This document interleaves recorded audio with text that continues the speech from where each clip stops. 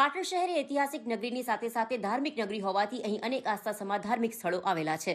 તેમાં પણ પાટણ શહેરના જૂનાગંજ બજાર વિસ્તારમાં આવેલ વેપારી સહાય હનુમાન દાદાનું સ્થાનક વેપારીઓ અને આજુબાજુના લોકો માટે આસ્થા સમૂહ કેન્દ્ર બની રહ્યું છે. ત્યારે જૂનાગંજ અનાજ બજાર એસોસિએશન દ્વારા હનુમાન દાદાના મંદિરનું રિનોવેશન કરી તેને વેપારી સહાય હનુમાન દાદાનું નામ આપવામાં આવ્યું હતું. આ રિનોવેશનને 1 વર્ષ પૂર્ણ થતા હનુમાન દાદાની વાર્ષિક પુણ્યતિથિ નિમિત્તે ગતરોજ વિવિધ ધાર્મિક કાર્યક્રમોનું આયોજન જૂનાગંજ અનાજ બજાર વેપારી એસોસિએશનના પ્રમુખ માસુકલાલ મોદી સહિત તેઓની ટીમ દ્વારા કરવામાં આવ્યું હતું.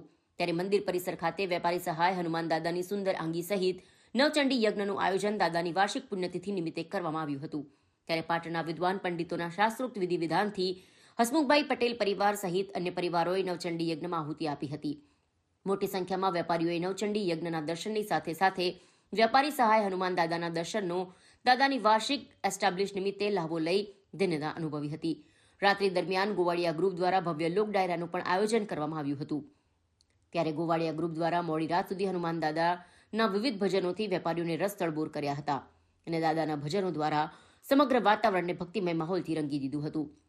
મોડી રાત સુધી વેપારીઓ પણ દાદાના ભજન સાંભળવાનો અનેરો લાભો લઈ ધન્યતા અનુભવી હતી. આમ જૂનાગંજ બજારના વેપારી સહાય હનુમાન દાદાની વાર્ષિક પુણ્યતિથિ નિમિત્તે વિવિધ ધાર્મિક કાર્યક્રમોની સાથે ભવ્ય લોક ડાયરાનું પણ આયોજન કરી તેની વાર્ષિક પુણ્યતિથિને યાદગાર બનાવવાના પ્રયાસો કરવામાં આવ્યો હોવાનું જૂનાગંજ અનાજ વેપારી એસોસિએશન પ્રમુખ માસુભાઈ મોદીએ જણાવ્યું હતું.